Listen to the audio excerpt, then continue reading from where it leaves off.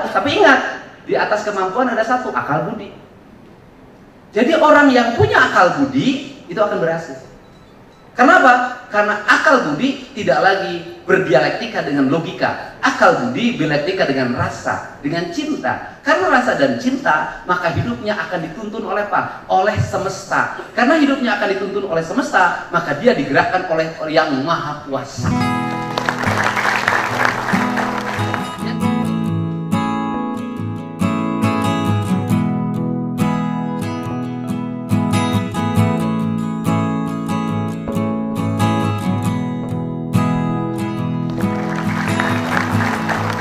Ya caranya satu, kan harus bisa membaca fenomena, baca gejala, Pak Bupati. Baca gejala, ya seriusnya bagaimana? Ya taubat.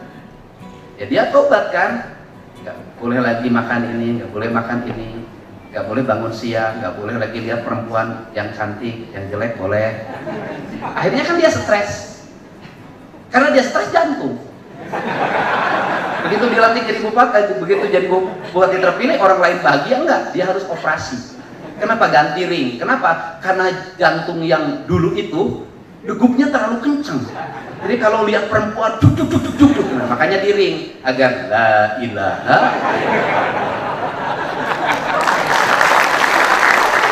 Nah, apakah akan berhasil? 100% saya akan menurut saya berhasil. Kenapa? Karena dia mengikuti pituduh. Ya kalau dia sampai ke langit agak jauh kan minimal WA ngapoe. Ya kudu naon poe ieu. Ya kemarin dicarekan sia ulah lo penting posting cai teh. Si mah posting bebersih loba ai keluar di gerbang Jatiluhur pinuh ku mobil ti gubrang.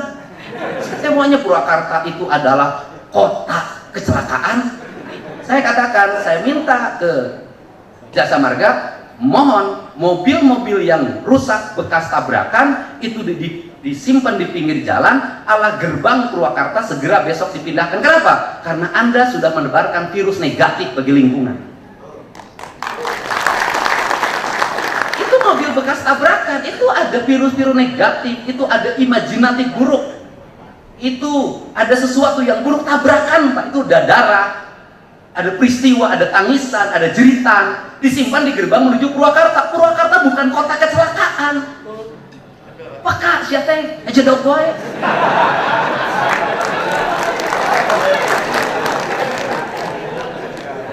Sakieu lobana tunjangan kinerja gede. Terus kemudian apalagi THR keluar segala rupa aya. Saya lihat begitu masuk, saya tadi pagi mak segijang marah. Kenapa?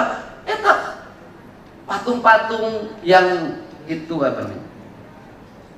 Menong eta geus 7 tahun Pak teu dipernis. Begitu masuk eta aya spanduk itu, spanduk yang mungkin 6 bulan yang lalu hareupeun SD. Begitu masuk Sindang Kasih saya lihat ada lampion dengdeki. Ya makanya PNS itu banyak jumlahnya, matanya banyak tapi dia tidak mengabdi. Kenapa dia tidak? Dia hanya mengabdi pada satu pekerjaan. Yang disebut pekerjaan itu adalah aspek yang dia bisa melahirkan honor. Di luar itu dia tidak mau mengerjakan. Ini harus dikoreksi, Pak. Ingat, Anda adalah abdi negara, bukan abdi OPD.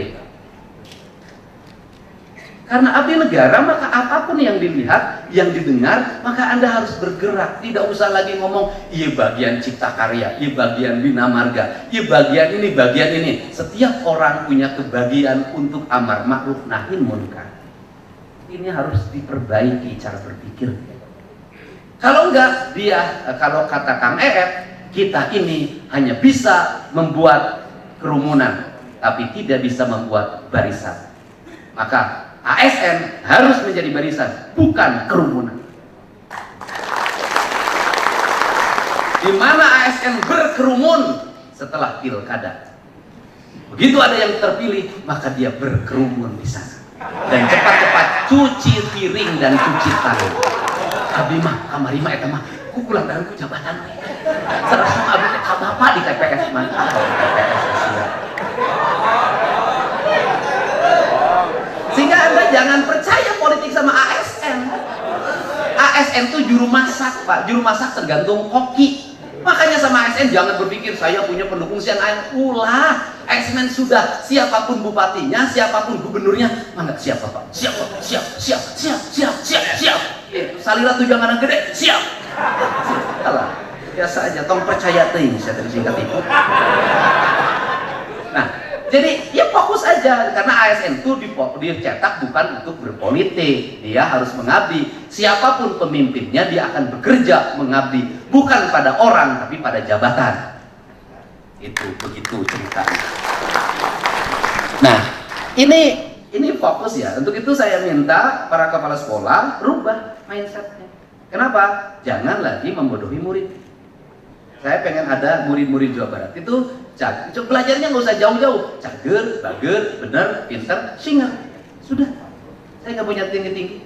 Kenapa? Semakin banyak tantangannya anak itu, maka semakin peluang keberhasilannya semakin tinggi. Sudah. Jadi kita ini jangan dibiasakan hari ini kalau anak kita mengalami kesulitan, semua orang turun untuk menyelesaikan. Jangan, biarkan kesulitan itu diselesaikan oleh dirinya sendiri. Anda lihat orang-orang asing kalau masuk Indonesia, bawa semua anak itu bawa tasnya sendiri, jalan semuanya sendiri. Di Indonesia, Anda tahu pejabat luar negeri, orang jalan biasa. Apa tahu pejabat Indonesia? Gawe. Apa gawe nak? Tas dipang mawakeun, handphone dipang nyengkalkeun. Tapi Kak, sebentar, Bupati mau bicara. Tate Bupati setruk. Kenapa? Ayo dipak denger kan orang setruk. Handphone Pak dengerkeun. Kalau orang jajak gosorangan sih bijin handphone itu bisa. Sebentar, Bupati mau bicara. Setruk sih kata Bupati. Awas ya Bupati di Jawa Barat anu kitu. Terus kemudian pengawalan. Anda lihat situasi. Lamun jalannya kosong, terus kita landai, geus udah dikawal-kawal. Aing meuni siga nek paeh. Sudahlah. Jalannya kosong, udah landai aja kalau kita relax, santai. Ya udah santai nikmati. Lihat kanan, lihat kiri. Kecuali memang waktunya mepet dan banyak sekali. Tetapi saya hari ini, jadwal hari ini saya udah 8 ini, nggak ngiung-ngiung. Bisa tepat waktu, bikin perencanaan dengan baik. Kenapa? Dan santai, kenapa? Karena yang di depan harus dilihat. Di samping kenapa? Ketika kecepatan mobil Anda tinggi, Anda pakai koridor, Anda lihat yang di kanan, Anda ada masalah, sulit Anda berhenti. Terus yang kedua, suara bising sirine yang ke telinga itu mempengaruhi rasa depresi Anda. Anda tidak rileks. Makanya di mobilnya rileks, terus tong dingeong-ngeong. Kecuali sangat penting banget. Nah, sababna engke eureun jadi bupati, saya stres. Nah, sababna pantau cicing we kieu hareupeunana. Kunaon can asup mobil, kudu mangmukakeun. Iya. Makanya saya berapa kali saya tidak boleh ajudan saya itu membukakan pintu saya walaupun maksa. Pak Abi gawe geus ya digaji ku aing dengan cicing. Bukakeun pantau. Kenapa? Nanti Anda sakit stroke, Anda kudu diajar leungeun di kieu-kieu.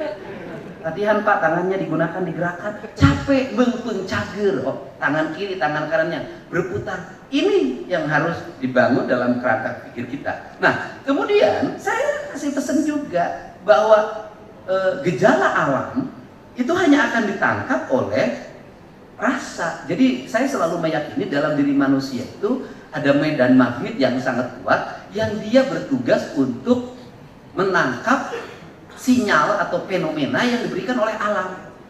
Maka disebutnya intuisi.